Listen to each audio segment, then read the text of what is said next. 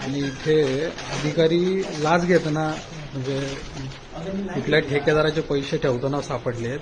तिथे मग आम्हाला जरा पोलीस बंदोबस्त पाठवते.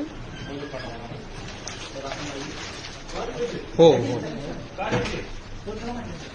अधीक्षक अभियंत्याच्या ह्याच्यामध्ये बसतात ते पुणे महानगरपालिकेत. हो, पुणे महानगरपालिकेचे कर्मचारी आहेत ते.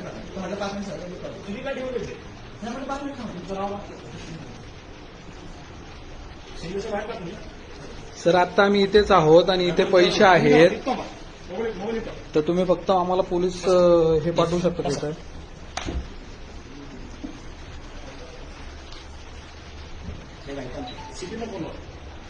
काय म्हटलं?